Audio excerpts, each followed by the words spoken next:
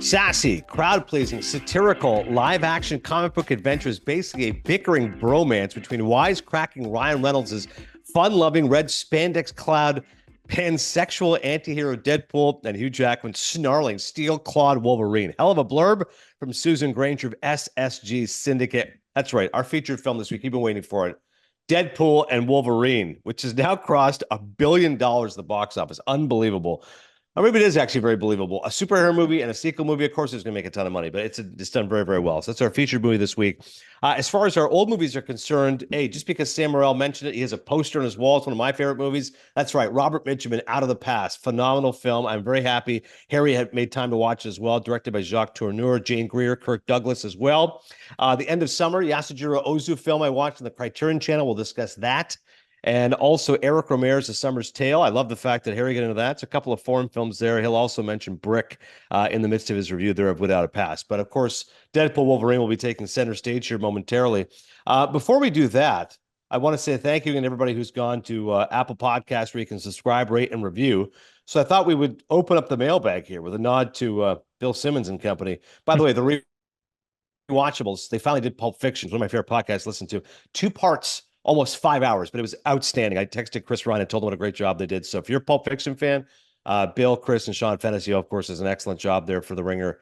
4 hours and 48 minutes, but it was delirious fun. I got a quickly before you jump in. Go ahead, Harry. Yeah.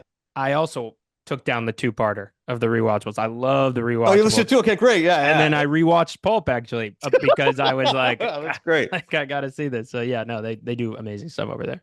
I don't want to spoil it for anybody, but my favorite part may have been when they started discussing like the favorite lines in the movie, because it's an eminently quotable film. So, Zed's dead, baby, and did I break your concentration? Is What a Country? But I think the best one was when Bill mentioned, let's not start sucking each other's dicks. Yeah, which is an unbelievable line by Harvey Keitel as the wolf. And when I texted Chris, and he wrote back, I said, I loved his point that the wolf is kind of like a little overrated. Like what exactly did you bring to the table? He basically told him, clean up some brains, change your clothes. Like, why he's that important? Like, he's that special? So it was obviously. What was your favorite part of the listen now that we're discussing their podcast? I liked that. I think the tip to fast forward the 20 minutes of the motorcycle, right. Butch's girlfriend, 12 minutes of Butch's girlfriend. Dreadful. Yeah. It made the movie. I did that on my rewatch, and I was like, this is the best movie ever. If you fast forward that 20 minutes, or 12 minutes, whatever, there's no fluff. It's like every scene is amazing. That's a great point. I got to rewatch it again now too. And you're right. That really, it's like Sofia Coppola, Godfather 3 at least stares out. But at least, hopefully, as you said, it's not that long of the movie. You can just fly through it. When she's talking about having a pot belly and all this stuff, and she's so stupid, leaving his watch behind him.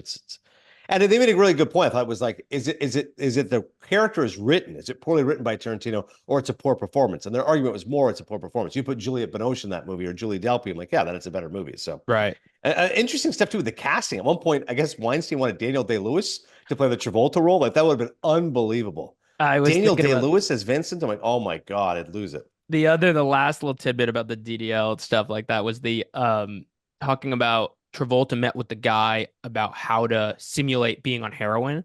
Yes. And it was like drink a shit ton of tequila and lay in a warm bath. I was like, first of all, I was like, I gotta try that. Like, I was like, absolutely, what an amazing, kind of just life experience to try to do that. Here's what heroin feels like. And you're right. There's that whole section. I mean, with Jules and Vincent coming out of the gate is unbelievable. That whole first scene. Frank Whaley's really funny. But also like that scene when Stoltz is, when they're reviving her, like it's true. Like I guess when you watch it again, it's like as thrilling a scene as you can get. It's truly a rewatchable scene. Jabber down, jabber 3 times. Oh, just jabber once. Yeah. All right, some blurbs here. As always, we appreciate everyone giving feedback, and I want more people to please go to Apple Podcasts, subscribe, rate, review. I haven't seen any blurbs how great Joe Buck was, so please make my day and rate how great Joe Buck was. This is from JDM35, John Milikush, who's a phenomenal guy. From the third man to third base, and Emma Thompson to Milt Thompson. Milt Thompson reference to what Joe Buck said about his dad. Jack Buck referenced Milt Thompson. Add in a newly crowned producer, HDH cover all the bases. in film, television, sometimes sports, bolstered by a murderer's row of guests, including Hollywood directors, actors, writers, producers, and occasionally the quiz daddy, Scott Rogowski. Adnan blends an encyclopedic knowledge of cinema with sharp wit, unyielding curiosity, and an utter disdain for theater concession prices. Subscribe, rate, and review to keep this kid in the picture. John M is the best. Yobel, thank you very much. You offered a nice blue. This was hilarious. I don't even know when I said this. The world's on its perfect axis when he says something nice with the Detroit Lions. Easy 5 stars, been listening for years, but the Lions content, maybe rate and review. I don't even know how I mentioned the Detroit Lions. Must have been a passing comment, but I like him. Panay Sewell, I'm all in on Dan Campbell. They're going to have a great season. I'm in. Susan Emery wrote, she a very nice blurb about, of course, Susan's a lifelong fan. She's the best. Harry's a great addition as well. That's awesome. Somebody asked for more OGs to chime in. Very, very kind words from JPM 1015. Although he says he agrees with Claire. He thinks Hitman was a little tough to get through. Other than that, he said, love your takes. Always listening before I get going. And of course, there has to be always a little bit of feedback. Doc Lou, Iowa, who's a longtime listener, put agoraphobia is fear of the marketplace and open spaces. These people don't like to leave the home. Acro is about heights. Love Man on Wire. I was talking about Skywalkers, the Russian documentary. I mistakenly said agoraphobia. It is acrophobia. Thank you for the correction. This is a good feedback here. I hate country music. That's the name here. Love the content. Too many times I have no idea what movie you're reviewing. After Skywalkers, you start talking about some movie on critically acclaimed Netflix, 64, Rotten Tomatoes, even rewinded it. Still not clear. Maybe it was. I think it was Wild Thing. You do this a lot. Let's try and start the review with the name of the movie, where you can watch it. I listen to it in my car or I'm walking my dog, so I'm unable to view the page description. Maybe slip in the name post-production. Excellent point. I will make a point, along with Harry, of saying the movie before we get up to it. And thanks once again to get off the floor. Love the chemistry between Adnan and Harry, especially. Thanks for being so responsive on social media, especially when it comes to cinema, baseball, and slushies. Yeah, I'm here for all of it. Hey, that's amazing. Let's get to Deadpool. And yeah, I was just going to say whatever you need. Again, our special guest today, I should mention the wild card here, Edward James Olmos, man, Stand and Deliver, Academy Award nominated, one of the great movies ever about teachers and teaching. He has a new film out. It's called One Fast Move. It's available currently on Amazon Prime. And TJ Newman, friend of the podcast, we've had her on previously, best-selling author. I'm sure her latest book is going to be a huge hit. It is available today. So both those guests are coming up in a minute. And again, if you're watching on YouTube, appreciate that. Please subscribe here on YouTube. You can see the interviews with Eddie James Olmos and TJ Newman coming up. All right, Deadpool and Wolverine. So, as you know, Harry, normally I like to go see movies during the week by myself. No one's there. Fantastic.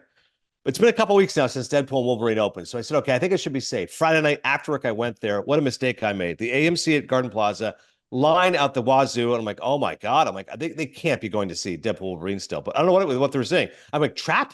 M. Night Shyamalan's movie, which looks terrible, which I have no interest in seeing, which no, I'm not going to go watch. My friend Mike Diesenoff watched it, said, please avoid it. I said, I try to support him. Brown filmmaker, Philly guy. It's been a long time since Shyamalan's been a great movie. It's been a long time since Unbreakable and Sixth Sense. So I'm not falling for the trap of seeing one of his crappy movies anymore. But long lines. Oh my God. But then I went kiosk. I'm like, okay, kiosk. I've got my AMC A-list, got the ticket. You're still going to go back in the line to line up. Okay, no problem. I'm in there long enough. And here is both good news and bad news. Now, when you go see a film, 25 minutes of trailers. The movie is supposed to start at 8 o'clock. I walked in the theater at 8 o'clock, but I was concerned. Like, I'm looking at the seating arrangement and I go, well, like, I don't want to be stuck in the middle. And I was like, okay, E21. I'm right on the corner. It's the Dolby Theater, which, again, you know, New York City prices. I don't know why the Dolby Cinema here, they charge you $24.99 for a ticket. I go, wait a second. What's so much better about the Dolby Cinema versus any other cinema? But they go, it's better sound, better picture. I'm like, $25 I just paid for a ticket. But thank God I have the A-list. So now you just pay, I think, $20 a month and it's unlimited, or $25 a month unlimited. So if I see one other movie this month, I'll feel like I came out ahead. But are you aware of this, Harry? The Dolby Cinema in New York? Have you seen this?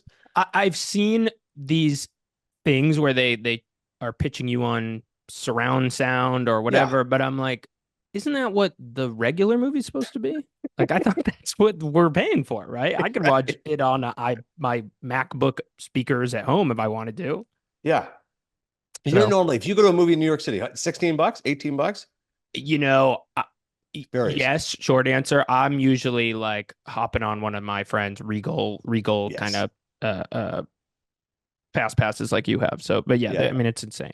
It's insane. But 25 minutes before you watch the movie. And I used to love trailers. Like, dude, like now I know people go down the YouTube rabbit hole. Long before YouTube existed, I would just watch trailers. I remember there's a channel in college, I swear it was just trailers. I'm just gonna watch a trailer to Reservoir Dogs again. I love this trailer. I love the trailer to Face Off. Now, I don't know. I feel like the trailers give away too much. I don't want to know too much. Maybe some of the movies I couldn't care less about, but I'm like, let's just get to Deadpool Wolverine. Finally, we get to the movie. Now, I did not watch the second one in preparation. I felt like I didn't really need to do that. Maybe some people do that. I love the first Deadpool. I thought it was funny. It was irreverent. It was different. Second Deadpool, more of the same. I enjoyed it, but not as much. Although it does have one of my favorite jokes, probably the entire series. I think the guy is dressed in like, I want to say a quote unquote Hispanic getup. And Deadpool's line is, "What's your superhero skill?" Cultural appropriation, which is an all-time hilarious line. But the new movie picks up, and I like many, I'm wondering, like, I love Logan. Again, I'm not crazy with the superhero movies. We all know this, but I did love Logan because it was like an anti-superhero movie. For God's sakes, Wolverine died. It was like James Mangold's Unforgiven. So that I appreciate. So I'm wondering, I'm sure like many, okay, how exactly is Wolverine coming back to Earth? But right away, you see Deadpool fighting, and Ryan Reynolds starts to explain how this, I don't want to call it the multi-year verse, but basically how they've gone back in time and there's different Logans and different people, etc. I'm not going to get into all the plot because, to be honest with you, I didn't follow all of it myself, and I'm not there for the plot anyways. If you want to look up a plot synopsis, you can do it yourself. I'm there for the jokes. I'm there for the one-liners. I'm there for the chemistry. I'm there for the acting. I'm there for the gore. I'm there for the action. And on all those counts, Deadpool, I think, really did deliver. Speaking of casting, I have to quickly mention Matthew McFadden is in the movie, who I love. Of course, he's Tom from Succession. I met him at the Critics' Choice Awards earlier this year. And when I met him, all I said to him was, I go, you have the greatest line ever in the history of Succession. And he smiled, and I said, "You said, if this doesn't work out," you told cousin Greg, "I'm going to be sucking off ogres for phone cards." And he gave like a legit big laugh, like a legit big British laugh. Like, he's like, even I had trouble saying some of those lines. So I love Matthew McFadden forever. Not only on the show, but the fact I get to quote that line to him, and he laughed. Anyways, he's one of the villains in the movie. He's just explaining to Deadpool what exactly is happening, why he's losing his powers, and he'll lose the 9 people he cares about. Where's Wolverine, etc. So Deadpool's going to go back. He's going to go get Wolverine. He finds there's different Logans. And as soon as Hugh Jackman comes on the screen, now I like Ryan Reynolds. He's a fellow Canadian. He's funny. Again, he's handsome. He's very, tongue-in-cheek. But Jackman is just fantastic. Like, Hugh Jackman, he's got a couple scenes in this movie. I was texting my brother who loved it. I said, a reminder of like what a good dramatic actor he is. Like, I know it's a comedy and it's funny, it's action, but there's one scene he absolutely shreds Deadpool, like just eviscerates him. And it's an example of like what a good actor Hugh Jackman is. Like, he's just tearing into this dialogue and just tearing this guy limb by limb. And it's amazing seeing the passion. Reminds me how great he was in the movie Prisoners, Denis Villeneuve movie from a few years ago. He's also got a couple of scenes later talking his regrets and the stuff he's tried to overcome. Like, I'm a bad Logan, I'm useless. Like, for what is ostensibly a silly summer hero movie, I was impressed that you have the gravitas of an actor like Jackman who can bring it when need be, amidst all, of course, the nonsense and frivolity. I don't want to spoil any of the inside jokes. Harry hasn't seen it yet. I know a lot of you haven't seen it. Maybe a lot of you have because it's made $1 billion, but you'll probably see it a second time or a third time or a fourth time. But some great meta humor. One of the few people I know who didn't like it, George Rustick, I go on his radio show in Calgary, and I said, why? And he said it was too much of the same, meaning, I guess, too many self-referential jokes, too many inside jokes. But to me, that is what Deadpool is. I mean, one of my main criticisms of the film, and I'm giving it 3 Maple Leafs, is there's about 4 endings, maybe even 5, like multiple. And at one point, but this is why I like Deadpool, he literally looks at the camera and goes, "Don't worry, we're almost there." And I burst out laughing. How can you not appreciate a movie that knows it's ending 5 different times, but at least is winking to the audience and letting you know? So again, I would have preferred 2 endings. I don't want 5, but I appreciate that they're smart enough and clever enough to be aware of that. A lot of meta jokes, screw Disney, Fox is doing this, IP jokes, different universes. I will not spoil the cameos. Let's just say this is not a surprise, I'm assuming, other superheroes show up. Those guys are all great. Probably my favorite joke, maybe spoiler alert. Okay, spoiler alert in 5 seconds. So skip ahead 15 seconds, you'll be fine. Wesley Snipes shows up in the movie as Blade. And at one point he says there may be all these different superheroes, but there's only been one Blade. And then Deadpool just looks at the camera for about 5 seconds, and I burst out laughing. That's a reference to the long gestating remake of Blade with Mahershala Ali, who's my guy, 2-time Academy Award winner. After he won for Green Book, they said, what are you going to do next? And it makes sense. He's made these small Oscar-type movies. He won for Moonlight, won for Green Book. Okay, now I got to go get paid, right? Let me go prove I'm a leading man, big time, big budget movie. I'm going to remake Blade. I don't know what's happening with it, but I burst out laughing in the theater. I said, for the 10% of the audience that gets that joke, that was pretty funny. Great. And again, profane and vulgar. I mean, it's a hard R, man. Like, I was thinking my eldest boy is 16. I said, maybe I could take him. I was like, maybe wait another year. I mean, at one point, these guys come there with like these big prods, and immediately Deadpool says, "Pegging isn't new for me, but it is for Disney." And I'm like, okay, I don't have to explain pegging to my son what exactly is going on here. So ultimately, great chemistry between Reynolds and Jackman. It's gory.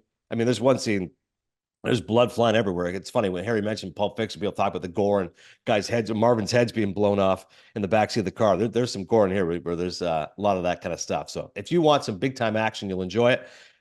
My friend Ben Ennis did say to me, he goes, is this good news or bad news? I said, meaning? He said, it's been a pretty quiet summer movie. I said, yeah. He goes, so $1 billion. He said, but it's a superhero movie and it's a sequel, which are things you don't like. I'm like, no, not particularly. So he said, does this just mean we're going to get another one of these? I said, I mean, never say never. I would have thought after Logan, Wolverine's done. But if a movie makes $1 billion, Harry, I can't imagine there's not going to be another Deadpool Wolverine mashup. What do you think? I was going to ask about this, which is that it was feeling like the recycled Disney IP, experiment is finally coming to an end, right? Yeah. Because they're doing bad and whatever Ant-Man 10 that was a horrible. Right. But this one, I am worried is going to kind of like be the adrenaline shot they need to like make Right. 8 more, Yeah. silly Marvel movie. So I'm torn because it sounds like it actually was good, and like ultimately Yes. I want good like movies to be good. I guess I don't really care if they're superhero movies or not, but Right. I am nervous that the execs at Disney are going to take this and run another 8 sequels. Yeah, I think that's a legit concern because you see that kind of money being made. You go, how can we not do this? Speaking of money that was not made, just as an aside, I hadn't seen Kevin Costner address the colossal, Oh, epic failure of Horizon until recently. I think he was on Entertainment Tonight or E! I read some blurb yesterday. And he basically said, I couldn't care less, which I respect the double down because he said, I know that this movie will still be talked about 50 years from now. And again, I love Kevin Costner. I don't think anyone's going to be talking about this movie 50 years from now, unless they're insulting it. I mean, I can't imagine someone saying, yeah, this will stand the test of time. So, and he actually said he's happy that they moved the release date. Originally, the second part was supposed to come out soon, August 16th. And he goes, no, I was never crazy about that. The studio said, let's release one. And shortly after, I think it's better 6 months apart. But I don't even know if he's going to get a theatrical release for that second movie. Let's be honest. Maybe Netflix will have to save him and come in and try to finance his third part. But anyways, movies made a lot of money this summer. Like Deadpool, movies did not make a lot of money like Horizon. But people are enjoying it on streaming. I think the numbers are a little bit better. But again, doesn't escape the fact $100 million budget and it made $32 million. He put $38 million of his own money into the first 2 parts. So be careful what you wish for. All right, next up, let's do Without a Pass because Sam Morril is going to be playing New Brunswick, New Jersey. And my buddy Scott Spinelli is a huge Sam Morril fan, as am I, especially after interviewing him. Nice way to go see him. And then I said, well, okay, let me get his number. So HDH was kind enough to pass along his number. I texted with Sam. He's like, yeah, all good. So I'm going to go see Sam. I cannot wait. For anybody who wants to go see Sam Morril, you can meet me too. All right. New Brunswick, New Jersey, next Friday, Saturday. The Stress Factory? I was going to call it the Laugh Factory. I think it's called the Stress Factory. Look it up. You can go see Sam. I look forward to seeing him in person. Of course, hang along, pass along Harry's good words as well. But when we spoke to him, I told him on Reddit, I'd seen he's a big movie guy, big film noir guy. I saw I'm such a big film noir fan. Look, and he literally put a zoom up and you can see Out of the Past, which is, again, one of my favorite films. For those watching on YouTube, I'm holding up the DVD. So I said, it's the kind of movie, I don't know if you have these kind of movies, Harry, but like my buddy John LeBoy, who's a gigantic movie fan and a good friend, he hadn't seen it. And I said, oh my God, I got to get Out of the Past. And as I picked it up and it was about to hand it to him, I was like, I got to watch this again. Like, can you give me a week? Like, let me watch this first, then I'll give it to you again because I hadn't seen it in so long. But I'll give you the blurb of it. Everything you want in film noir, you'll find in Out of the Past. A tenacious detective, Robert Mitchum, spinning his wheels to make good. A drop-dead beauty, Jane Greer, up to no good. A moneyed mobster, Kirk Douglas, with a shark's grin. Plus double crosses and fall guys, shadowy rooms, and bleak souls. Mitchum solidified his tough guy persona in this archetypal film noir directed with memorable style by Jacques Tourneur, who also did Cat People. He plays Jeff Bailey, a one-time private investigator walking the straight and narrow of small-town life until an acquaintance from his past pulls him back from the troubles he'd left behind. Build my gallows high, baby. Bailey sneers as events stack up against him. With dialogue like that and much more, Out of the Past builds its reputation high. James Orsini, by the way, did the commentary. We've had him on Cinephile in the past. He's talked about film noir, so he's obviously a respected guy. I look forward to watching his commentary again. But watching the movie again, I was, again, amazed by how tight and terse it is. A little tricky to follow a couple times. I wasn't sure exactly where we were going. Are we in the past? Are we in the future? Are we in the present day, et cetera? But I would start, Harry, with just the acting. And Mitchum, again, he's one of my favorite actors. When he passed away, Martin Scorsese said, Robert Mitchum was film noir. He really was the archetype for this. The hooded eyes, the nonchalant style, the broad shoulders. By the way, at one point I'm watching, I go, how jacked is this guy? I know he's in good shape, but I think it is the suits. Looks like he's wearing shoulder pads, but he was pretty broad for his era. Very early in the movie, one time Kirk Douglas, maybe 12 minutes in, he gives him an order. And the way that Mitchum has this real insouciance about him, this real nonchalant, goes, okay. I'm like, that's like a classic Mitchum okay. Like everyone else is overacting, but this guy made his career by underacting. And I was telling Sam, of course, that interview, one of my favorite books ever is a book called Baby, I Don't Care, which is a biography of Robert Mitchum. And that's a reference to a scene in the movie when she starts telling him I'm no good. And the way he grabs it, baby, I don't care, and just goes in for the kiss. I love it. Let's start first with Mitchum and the movie overall. Harry, your thoughts on Out of the Past? So I was coming in with some prejudice. All right. When I see 1947, I Yeah. am the alarm bells are going off. All Right. right. Black and white. This could be tough. Yeah. Exactly. I'm like, I don't know if is this like stop animation? Did they have cameras back then? Uh, but a few things jumped out to me. One, and maybe this makes sense, and it kind of like the medium is the message. You have to use black and white, so you have to make every shot look really beautiful. But every single shot is like this textured, layered, cool background, and they did such an amazing. A lot of a chunk of the movie takes place in San Francisco, and some of my hometown, and some of the shots of San Francisco were just so awesome and like well done and efficient, because it wasn't like they had a ton of time to do B-roll of San Francisco, but they still sort of there's this one like panning shot of the hill of like San Francisco on a hill, and you get this great SF house and you get the bay in the background, and it was like just to do that on film stock where you probably get like 2 takes and then you're done. I was really impressed. The second thing I did really like was the kind of rhythm and the dialogue and the style of talking. At first I was like, oh fuck, like everybody talks like a transatlantic like radio guy. But I did start exactly. I started to settle in and was like really kind of enjoying the Mitchum's character. Is this really unflappable guy, except he falls in love with women all the time. It's this funny sort of dynamic. I like the every single person in the movie has like a quip that they can give. Everybody's smoking cigarettes really in hilarious ways. So no, I actually I did really enjoy it, and I the last thing I'll say is it really made me appreciate all the film noirs that I like that came after it. That I was like, oh, this is where they got that. This is this is the blueprint. I was about to say, hold that thought. We'll get to Brick in a second. It's funny you mentioned the one scene with the smoking. Ebert said whenever he would show it to his class, he was teaching at the University of Chicago, they would always laugh at when Kirk Douglas says cigarette and Mitchum Holzer goes smoking. Yes.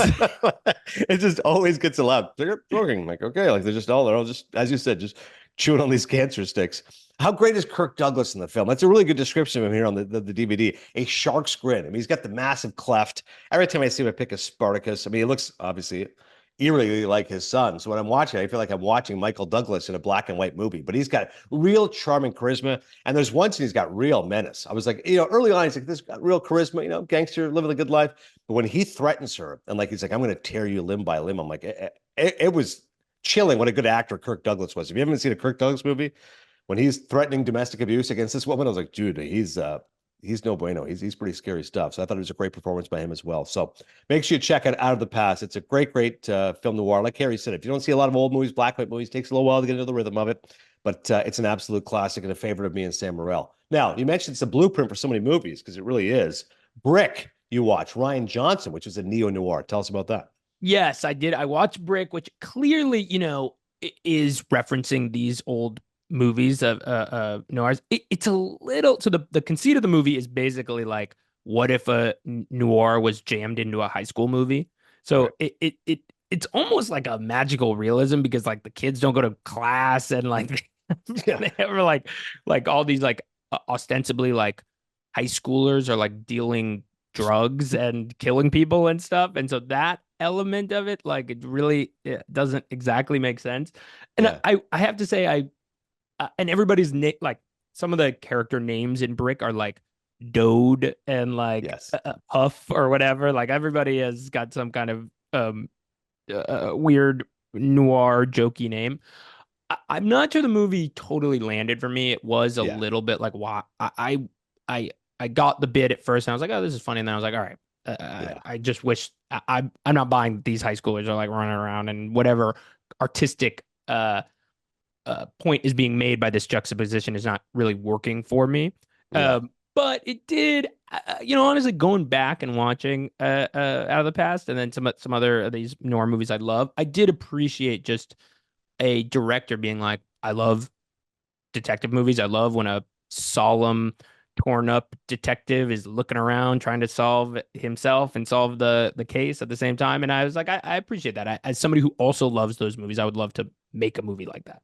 Yeah, no, I'm with you. I thought it worked as a style, as an exercise, but I've only seen it the one time. I haven't seen it again. Who's the lead? Is it just Joseph Gordon-Levitt? I'm It trying to is. remember. It's a Yeah, young Joseph yeah, Gordon-Levitt. Yeah, that's probably the coolest part because seeing him yeah. like as a child actor. I was gonna say he's a great actor, so I like him a lot too. But yeah, I'm with you. I after a while, I was kind of like, okay, I got it. It's an interesting conceit, but not something I would necessarily return to. But check out Brick if you like. Yasujiro Ozu's The End of Summer. Let's get a little foreign film. So Ozu is maybe one of my favorite movies of all time, Tokyo Story, which is an incredible film. It's available again on Criterion, and he's a fascinating filmmaker because he's very much of that era. Ty Burr, of course, the film critic I adore, who I read and subscribe to, paid for the Ty Burr's watch list. He recommends a movie every week. So this past week, he recommended The End of Summer. So it's available on Criterion Channel. It's Ozu. And he goes, those who read the watch list know Eric know how much I'm in the bag for Ozu. I love him. So I said, all right, let me check it out. And unfortunately, I did not think he was elite level Ozu. And I'll explain what that means. So here's what's great about Ozu. You watch his films, and it always has the same low camera. Because, of course, in Japanese culture, you normally sit. So he always has the same low camera. The characters, speaking of spotlights, they look at the camera when they talk. So if Harry and I are having a conversation, they look at the camera. He loves these recurring motifs of rivers and candles and lights and lamps. And he has a very particular aesthetic. And people that love him, like Paul Schrader loves Ozu. Wim Wenders made the film Perfect Days. That's a real Ozu type homage movie. But I think for a lot of modern audiences, if you tried watching this film, you'd go, okay, I can't get into it. I don't like, it's just a boring movie. There's just like, what's happening? There's no real plot. Okay, I get the fact it has these stylistic techniques, but like, why am I watching this? So I must admit, for even though I have an old soul, maybe the new movie goer, the new millennial, the new Gen Z was creeping into me because as I was watching the film, I was like, okay, like where is this? Like, and maybe because I just watched Deadpool Wolverine, which has a lot of plot and a lot of substance. I'm like, all right, when the hell is Captain America going to show up? Like, let's go. So I recommend everyone watch at least one Yasujiro Ozu movie in your life because I think he is a really important filmmaker, especially if you appreciate Japanese cinema. But I'm more of a Kurosawa fan if I have a choice between those two filmmakers, naturally. But Tokyo Story is one of my all-time favorites. You should all see the movie. But for The End of Summer, it's on the Criterion Channel. I liked it. I didn't love it. At times, I found it tough to get through. I had to pause a few times, check my phone, do other things. But eventually, I had elements to it. I do love Setsuko Hara, which is one of his favorite actresses. She's always in his movies, so I did enjoy that as well. So check out The End of Summer if you haven't seen an Ozu movie. But really, honestly, go watch Tokyo Story if you haven't seen an Ozu movie. One more we'll squeeze in before we get to our interviews. Eric Romer, whose films are a whole lot of talking. A Summer's Tale. What do you got, Harry? I listen, I'm a podcast producer. I love when people sit around and talk about stuff.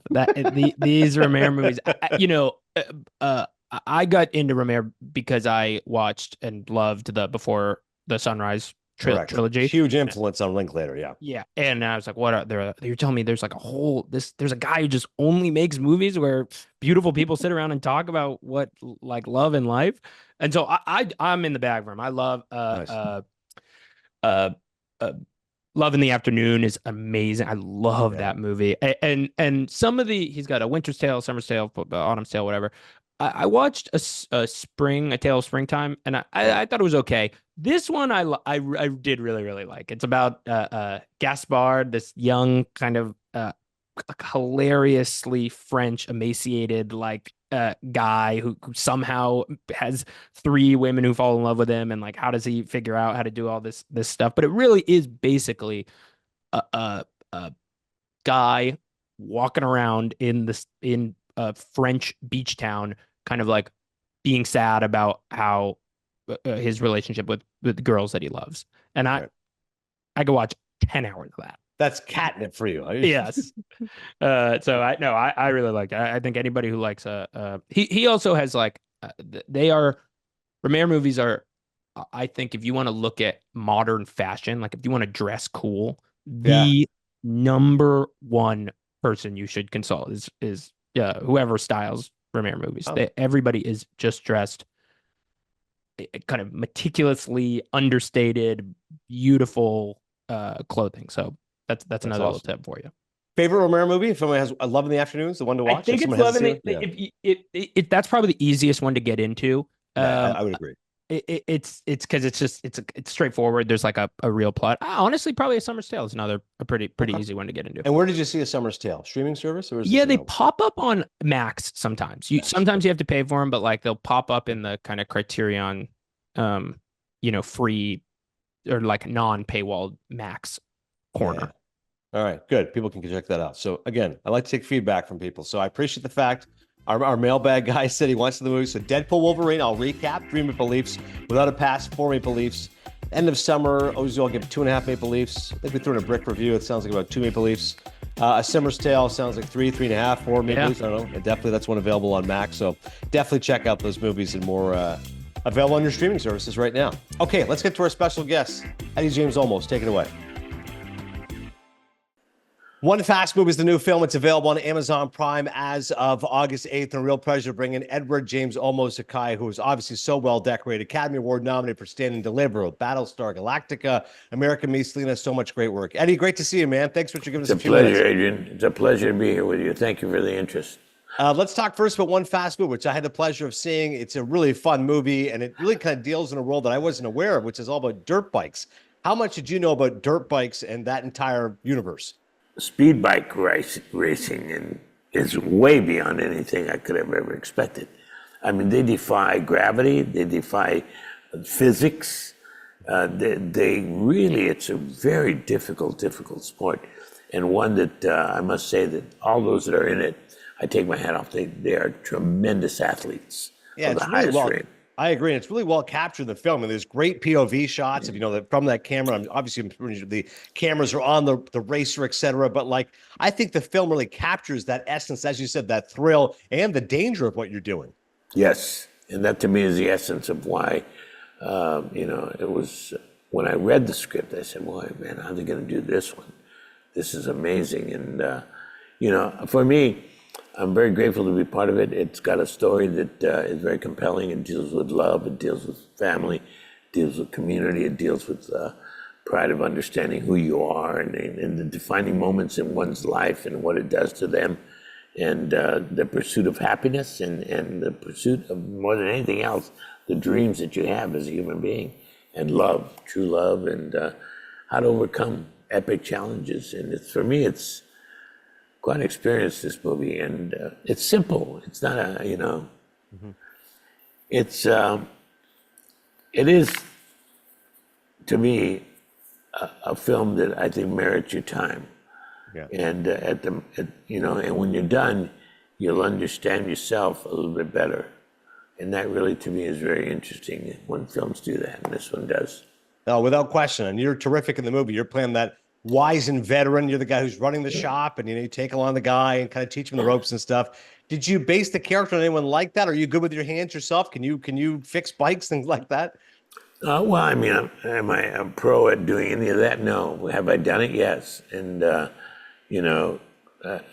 I can tell you is that I was very grateful that I had many years before I had to do this kind of work. People ask me,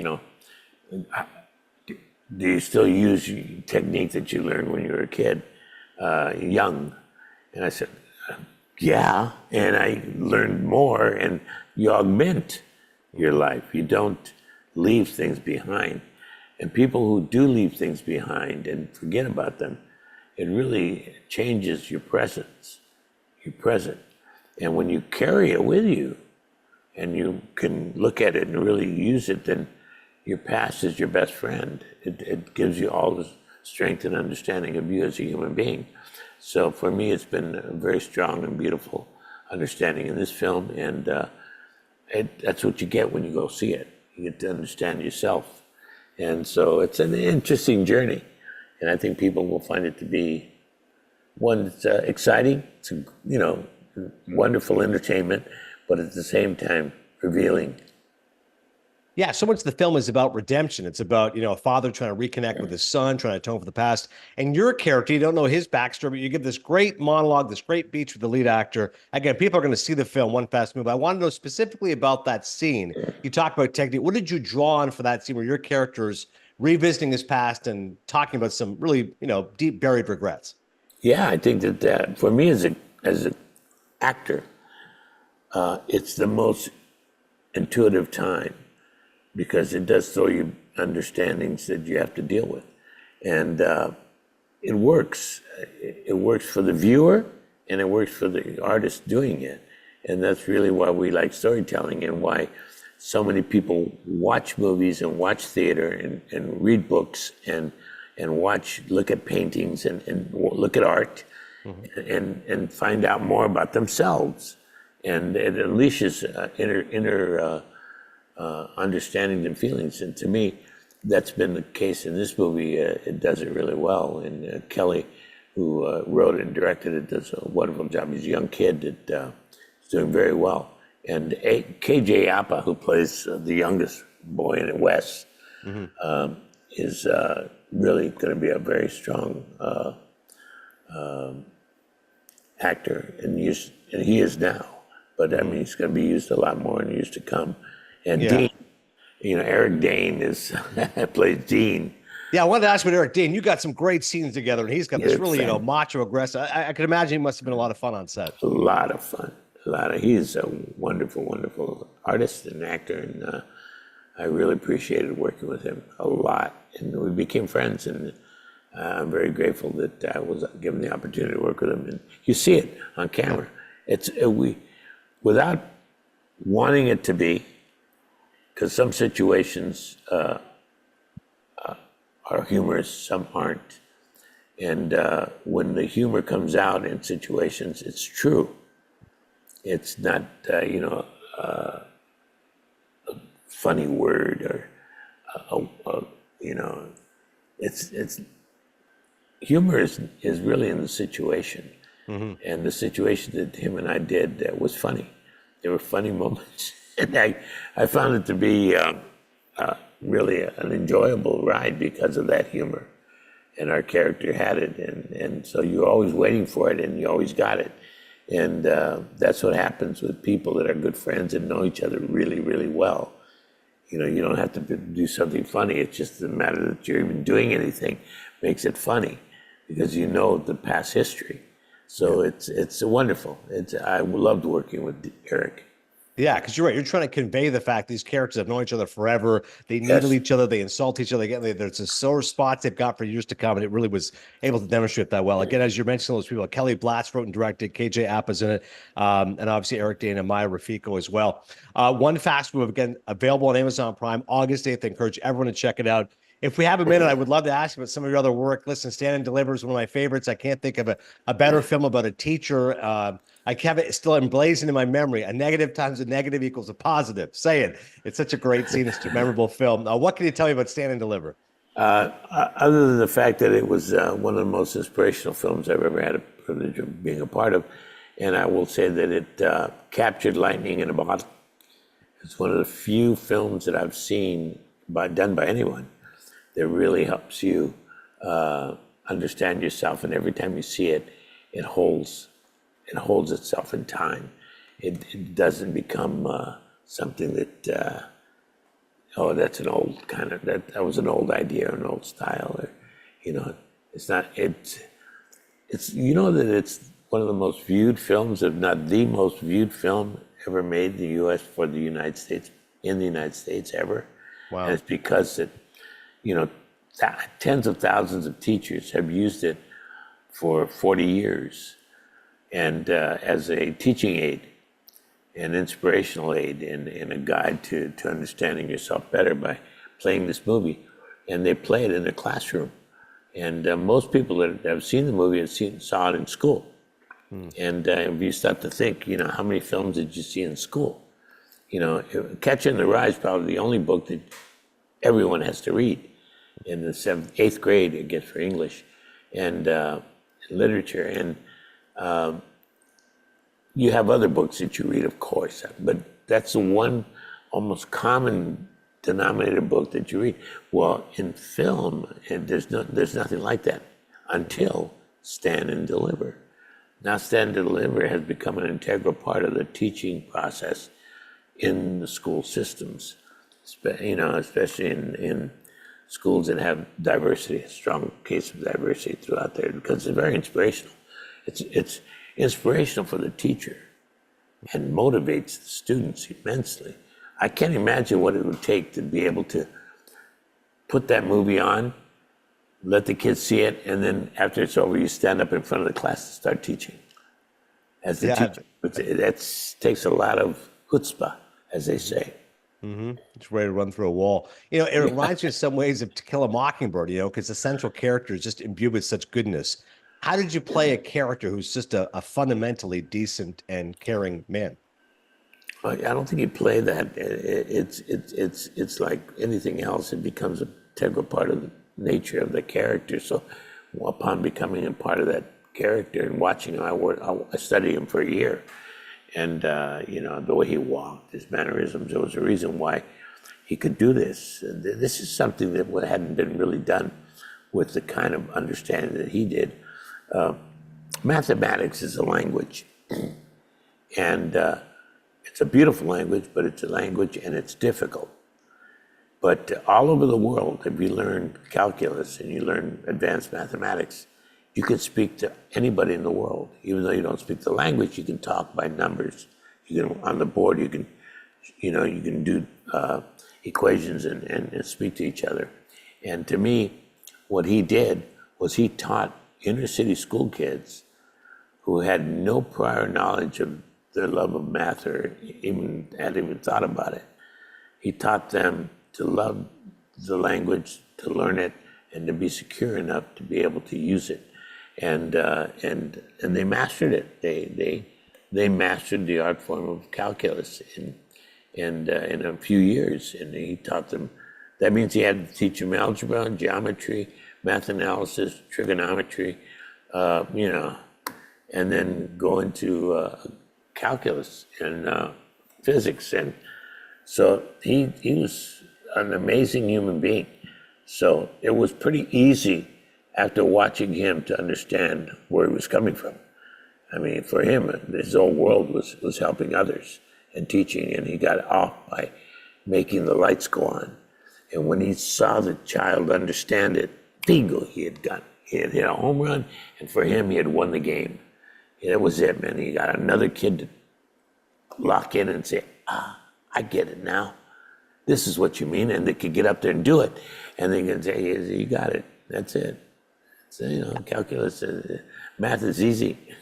Yeah, well, the end credits is so powerful too, right? Because you got some kids, again, they were at this level and they get to this level, right? So they had an F, they get to a D, they get to a C, they get to a B. Like, that's all about improvement in life and that great last shot of you walking. And it's a powerful end credits when you realize, you know, what Jamie Escalante did. This is a true story. This actually happened. I think that gives the story so much more power, don't you think? Yeah, I mean, it was unbelievable when we ended up putting on the scroll at the end of the movie. And in 1983, when we made the movie, we made the movie in 1987, but in 1983 is when the movie's portrayed.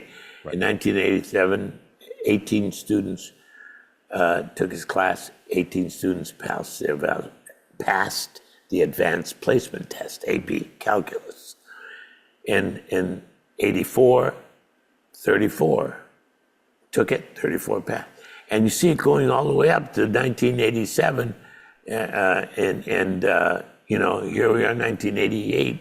Well, at that time it was 1987, and it says right there, 87 students took the class, 87 passed. Every year it augmented, and every year everyone passed.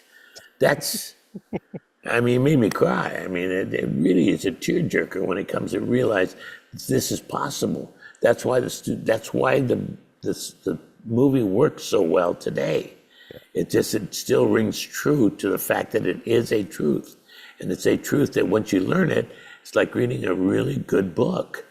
You got it, and you'll carry it for the rest of your life, even if it was written 300 years ago. And to me, it's really an effective film that has a high honor. The accolade for that, it's one of the most, if not the most viewed film in the history of film in the United States. Because more kids are seeing it right now by the millions. Right now, this moment, as we're talking, kids are watching it. Some teacher is using it to inspire them and to motivate them. And they're doing it, it's working. They're giving them ganas, desire. It's awesome, man. I love the film. I want to go watch it again right now. It's so great. It's a great one. I just told my wife, she goes, who are you interviewing? I said, Edward James Olmos. She goes, please ask him about American Me. She goes, I love that movie. So what do you got on American Me? Well, American Me is another one of those films that allows you to experience a part of life, like One Fast Move, that allows you to experience a part of life that informs your present day right now, outside of the movie. Mm-hmm.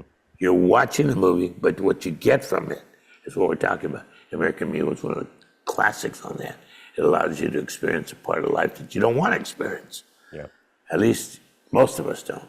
Some of us do, but after watching the movie, they don't.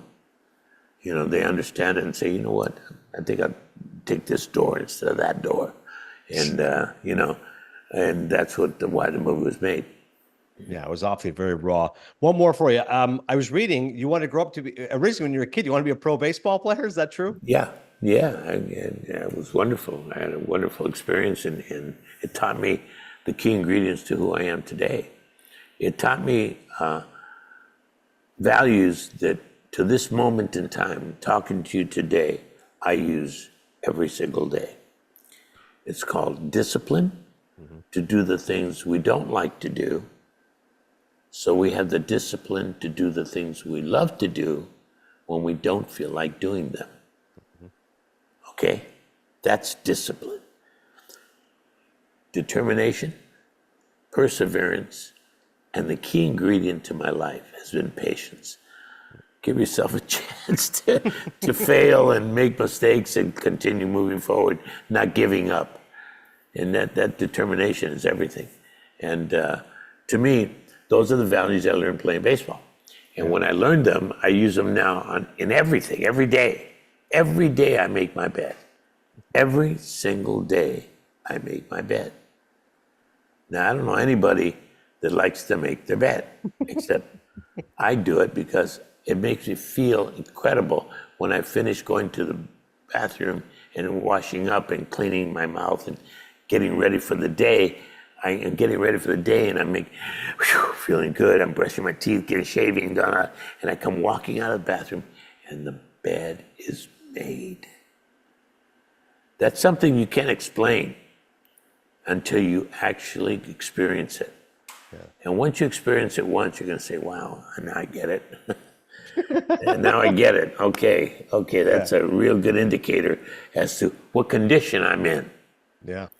But you're right. As a lifelong baseball fan, it's like doing those drills day after day. It's a long season. It's tough, man. And they do it till the day, even after you finish the sport, you continue to do it. Yeah. It's amazing. Edward James Olmos. The film is called One Fast Move. It's available on Amazon Prime. I'm going to go rewatch Stand and Deliver and go check out some of his great films of the past. But all of you should watch this film on Amazon Prime. Again, available August 8th. Eddie, this was awesome. And on a personal note, by the way, I know you've been through a lot. I know you overcame throat cancer. You look great. It's great to see you. So continued success, sir. Thank you. It was a tough one, I will tell you that. But you bring up a very difficult time in life that I tell you, this is what the benefits of understanding, because I was disciplined enough to do the things I don't like to do when I had to do them. And the outcome was that I get to do the things I love to do. And I'm still alive. God, in her ultimate wisdom, made it possible for me to understand my life to the fullest. Now people are freaked out. Everybody that heard that last statement is freaked out. What did he just say? What the hell's wrong with him? Okay, everybody, think about it. Think about it. Is God a man or a woman? Oh, it's neither, Ed. You know that. It's neither. It's Then why do we say God the Father who art in heaven, hallowed be thy name? Why do we do that? Oh, well, it's his expression, a matter of putting together an understanding and making it universal. No. The paternal, the male in this society and around the world has really just unbalanced nature.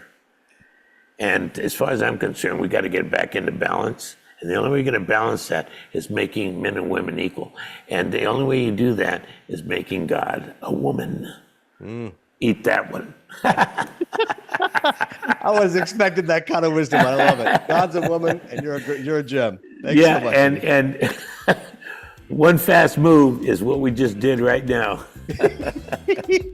We did. That was great. Thank you, man. Good to see you. You're welcome. Thank you very much, Adrian. A pleasure to bring back to Cinephile, one of my favorites. That's right. It's our girl, TJ Newman. She has a fabulous new book.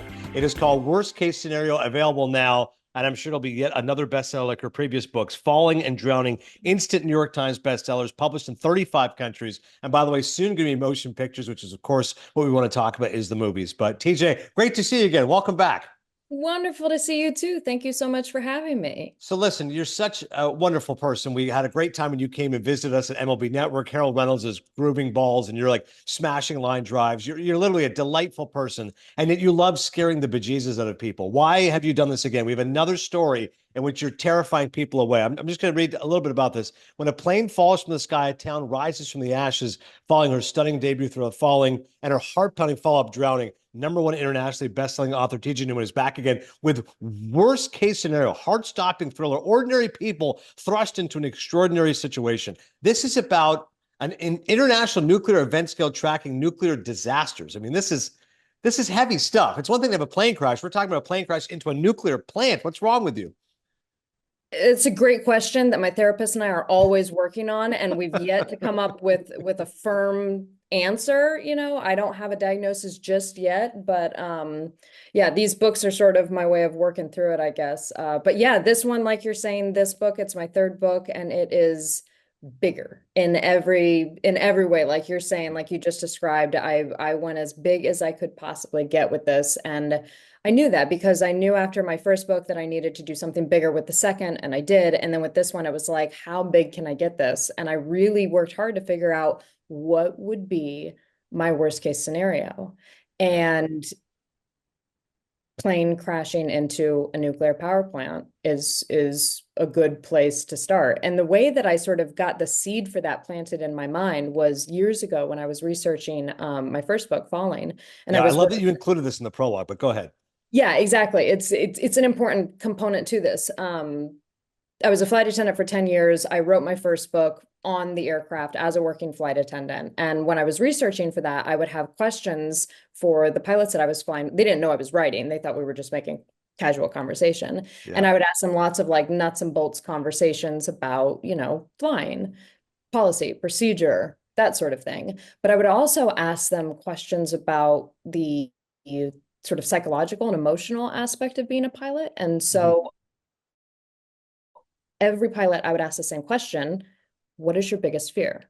As a pilot, what is your biggest fear? And I was surprised because the answers, they became pretty repetitive, and there was actually a lot of similar answers. Pilots are afraid of wires. They're afraid of getting their planes caught up in power lines. They're afraid of decision-making, either paralysis, you know, freezing in the moment and not being able to make the right call in an emergency, or, you know, making the wrong call. They're worried about their families. They're worried about turning their spouses into widows and widowers. But one day I had a pilot look me dead in the eye and say, my biggest fear is a commercial airliner crashing into a nuclear power plant. And I kind of paused and sort of had like, looked like you just did, like, come on, like, there's no way. And so I started countering him and saying, you know, like, no, we've shown, we live in a post 9/11 world. We've shown that, you know, these structures are fortified, that to withhold, if something was to, you know, happen, they can withstand that kind of impact, you know. And I gave all my reasons as to why I wasn't afraid of it. And he just listened to me the whole time. And when I was done, he goes, and that's exactly what they want you to think. So tell me that that's not like, okay, storing that one away for another day, there is something there. And so when I knew, again, I had to go bigger, it was like, let me circle back to that and see if there was any validity to what he was saying. And it did not take me long to get into the research to discover, oh, he knew exactly what he was talking about. And the research for this, I have to tell you, Adnan, it scared the hell out of me. Yeah. And I almost didn't write the book because I was like, I don't want to see how deep this rabbit hole goes. I don't want to know how bad this could get and how plausible this is. That's the most terrifying thing to me, outside of the plane crash, which, it's not a spoiler. The plane crash happens in the first 5 pages of the book. Like, this is about what happens on the ground at the power plant and in the town that the power plant is in. It's pretty plausible. It's pretty plausible. And I think that that's what scared me most. Harry, how are you when it comes to air travel? I can't wait to recommend reading this book. I am a reformed nervous flyer. I used to be I was thinking as you were talking, TJ, that I am happy that maybe 2018 Harry is not listening to this because I would be like white as a ghost. Now I'm a little bit more comfortable with it, but yeah. As TJ said, she was a flight attendant for a long time. So how did you overcome the nervous flying? I'm sure she has tips and stuff, but you've already overcome it. How'd you do it? A little bit of, pharmaceutical intervention that can help sometimes. But no, well, just going on a lot of flights. The only like kind of like thing I scientifically learned that helped me. I don't know why it helped me. Some people, I think this freaks them out, but it's just the idea that like a plane can kind of coast for a while if the engines don't work. For some reason, I was like, that's great. Then something you can probably just land the plane like with the engines not working in this sort of worst case scenario I've created, which is far less of a worst case scenario than what you've created, DJ. That's an absolute fact. An absolute fact. If you have something happen at altitude, the pilots have time to figure it out. There's an amazing story. United Flight 232 that crash landed Denver to Chicago had complete hydraulic failure. The plane was just dead in the air. Like you could not get that plane to do anything. And the pilots were able to, like you said, basically make this DC-9, I think it was a DC-9, anyway, they were able to make it a glider basically and land it in Sioux City, Iowa. It's a remarkable thing. It's exactly what you're saying.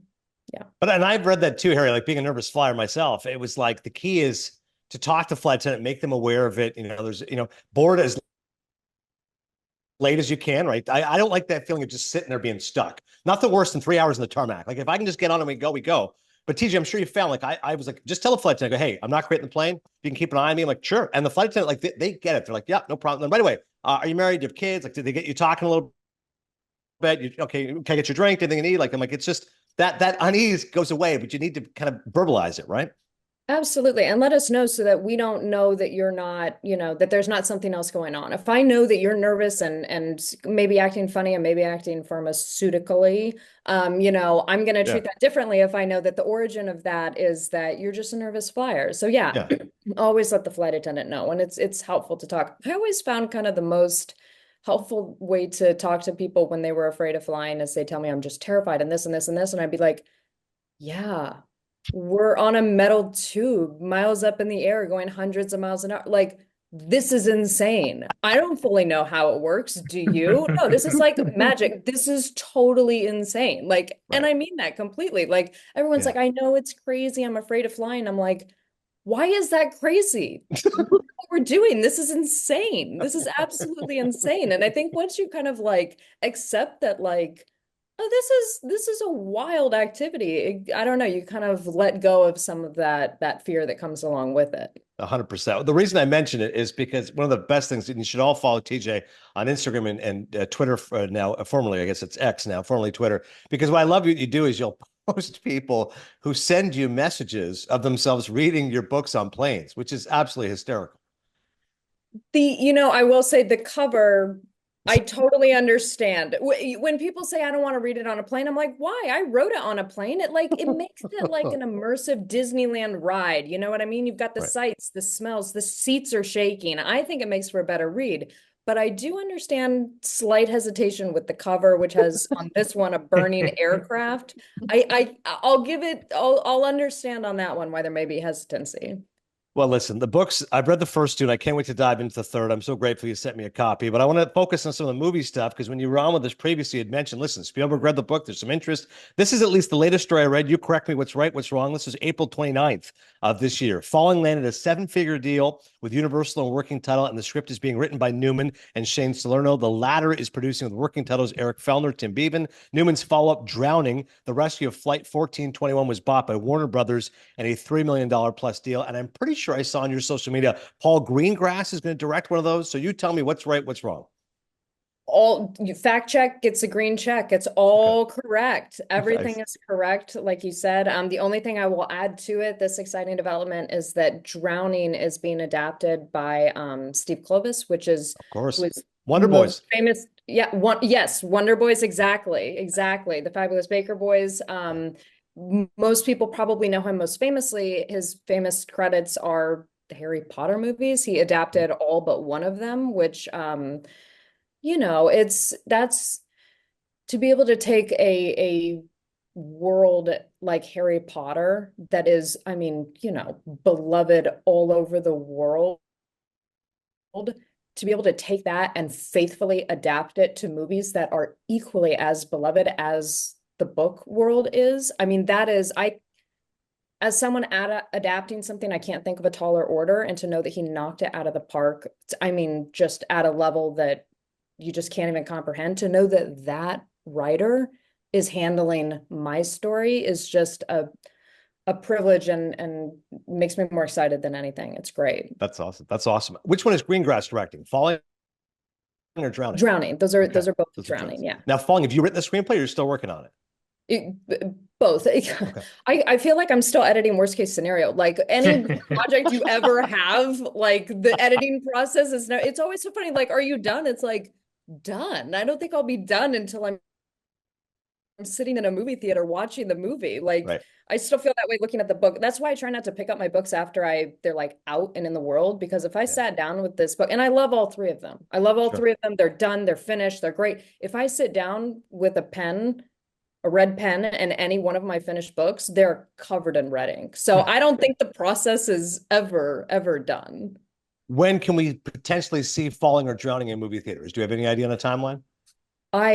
Something I've discovered working in Hollywood is that there are about 1 billion decisions that have to be made for a movie to get past the finish line, and I'm involved in about like 0.03 of them. So you're asking me questions that I don't really have a good answer to. I also look at my experience in Hollywood too. The making of a movie is a miracle when you look at all of the components that have to come together to make it actually happen, to be a finished product that audiences are seeing. It's a miracle. It is an absolute miracle, because there's just so many moving parts. There's no question. Who's directing Falling? I don't know that we've announced an attached director yet. All right. So I like that. You're keeping it close to the vest right now. Hollywood keeping it coming as it comes. Your next book, please tell me you're working on something upbeat and happy and frivolous, like a romantic comedy set in like Victorian England. That sounds lovely. I think I'm going to look, I got a lot of projects that I'm working on, and I'm not entirely sure where it's going next. Look, with this one, the first two took place like completely on a plane, and in the world of the plane and the passengers on the plane. Like I said, with this one, it's not a secret. The plane crashes within the first 5 pages. Right. This was me really stepping my toe at, will the audience go with me? If I write something that's not completely on a plane, can I do it? It was a big sort of challenge for me as a writer, and also to think again for my audience who have come to expect, the flight attendant who writes these thrillers. Would people follow me, and would it be as well received if it wasn't solely in the world of a plane? And so far, the reception has been really positive. People have really responded well to this book so far. So I've got a lot of books that are in the world of aviation. You don't work as a flight attendant for 10 years and only come up with, a few good ideas. Yeah. I also have ideas that aren't involving planes. So I'm not sure. I've got several things going, because I think as a writer and as an artist, you always do. But I think first up is a vacation. Yes, that sounds like a good idea, especially after, by the way, you can follow her on Instagram, TJ_author. As I see your book tour coming up, which is just insane. I mean, as I look at this, you've got Scottsdale, you're in Arizona, so Scottsdale, Tempe, Northvale, New Jersey, actually heading out to New Jersey, my neck of the woods, and you're in New York. You got Providence, Rhode Island, Little Plainville, Chicago, Savannah, Georgia, Houston, Texas, La Jolla, California. That's going to be nuts. It's going to be a I love book tour and I will travel all day, every day. And to a certain extent, it's like only one flight a day. Like as a flight attendant, it's usually like 2 or 3. So it's like, yeah, that's fine. I can handle that. No problem. But I'm gonna need that vacation, like I said, when I'm done. I think my favorite is when I think I go Tampa, San Francisco, Miami, back to back to back. And I'm like, that'll be fun. Sounds crazy. One baseball one for you, only because you're an Arizona Diamondbacks fan and nobody saw them going to the World Series last year. Unfortunately, did not win back in '01 when you were just a little girl, but how cool was it to see your team back in the World Series? Unbelievable. And to know, and last year I got the insane privilege of throwing out the first pitch at a Diamondbacks game and having it be like for the team that made it to the World Series for the first time since 2001 was just like, oh, it was surreal. And I have to tell you, during the World Series, I was deep in edits for this book. And so I was actually in Northern Arizona, sort of like locked away, isolated on a writer's retreat to like finish up editing for this book. And it was just like me and this book and the World Series. And that was a level of stress that is not healthy. I don't recommend it. Actually, I'm wearing an Oura ring, the thing that like tracks your heart rate and stuff. And I had like just started wearing it at that point. And I remember I kept getting like alerts and notifications, and my stats were like, you good? Like, the stress is high right now. Your resting heart rate is awfully elevated. Would you like to take a break? And yeah, it wasn't the healthiest thing to watch your team in the World Series while trying to write this book, but it was amazing. That's awesome. And they're in the race for the wild card this year. Absolutely. I was going to say, I think there could be a playoff team once again. So we'll see. Ketel Marte has been hot. Torey Lovullo, obviously a great manager. One more for you, only because to go back to your years of aviation, again, 10 years as a flight attendant. I'm sure Harry's interested in this one too. We know all the good people that you've worked with. There's a lot of people who are good on planes, but of course, every day in the news, you see the news of like some unruly passenger, somebody who's angry, overbearing, etc. Can you give me, again, we're thinking of worst case scenario, the worst case scenario person to deal with? I'm thinking, if we're going to be blunt, as a young, attractive female, you're probably getting hit on by some like drunk guy in business class, or like, give me the worst case scenario experience you have with a person on a plane. Customer service worst case experience. God, that's hard. And yes, I've dealt with every single thing that you can possibly imagine. Part of the problem, again, the plane is like you're enclosed, right? So it's like 5 hours. So some guy's like flirting with you and you're just like, I can't get out of here. I can't make an excuse and go powder my nose. Completely. There's nowhere to go. You have to deal with the problem. I think that's also what trained my brain to be able to write these books, is you realize like, we're here, we're seeing this through no matter what this is. And every single flight, there's some kind of inciting incident, there's some drama, there's something that happens that you have to come to a resolution of by the end of the flight. There's a beginning, middle, and an end of a flight, just like a book, just like a story. And you have to work your way through the problem with the people that are around you and the resources that you have right there. And that's it. And I think that being in that environment every single day really trained my brain to look at the world. This is how I always look at the world, but it honed it to look at the world of like, these are stories. There's just stories everywhere around us. And then you take them to just an extreme level, and that's how you get the books that I write. I will say, though, to answer your question specifically, the demographic. There was a flight to Vegas. There was guys going to a bachelor party. They wouldn't leave you alone. Like, it has to be something like that.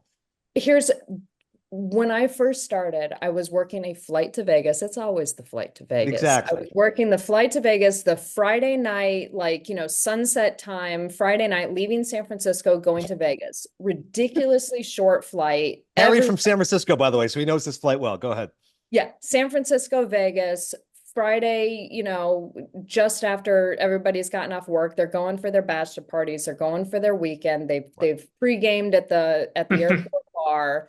They've come on ready to go. I'm brand new. We've got like, it's like a 45-minute flight that I've got to do full cart service. I'm new. I'm already nervous. Like, am I going to be able to get this done? The clock's ticking, this whole thing. We take off.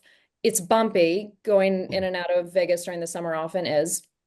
We take off and call button goes off almost immediately. And I look out into the aisle because I could just like look, and I can see the vomit from my seat. Oh. I even have to get out of my seat to see the vomit. And there is a man who has not thrown up, like a grown man who hasn't like thrown up in the bag, the air sickness bag. He has projectile vomited everywhere. Jeez. It was that was one where it was like I was, like I'm talking like 2 weeks out of training and I'm seeing this. And just for that moment, you go, did I make the right life choice? Is again to your question, like, can I get off? Like, is there a stop? Right. I'd like to not do this anymore right now.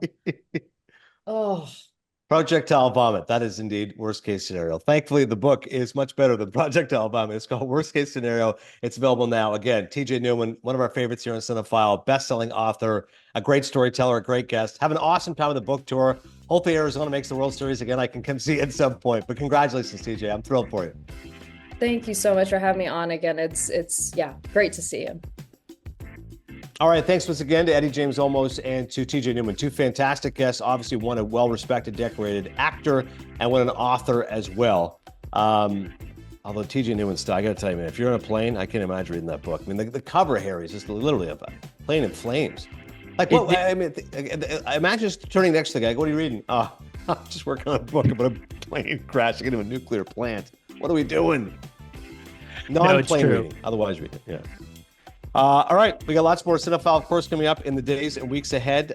Blink Twice, I think I'm probably going to go see it. It's coming out in a couple weeks. Channing Tatum film. Zoe Kravitz is directing it. I believe they're together, but that's not why I'm watching it. It just looks like a cool movie. And as I said, I'm avoiding the Shyamalan movie. Like, I'm not going to watch Trap. Harry, if you want to go watch Josh Hartnett, by all means, but I think it's going to be a flaming turd. So I'm avoiding that movie.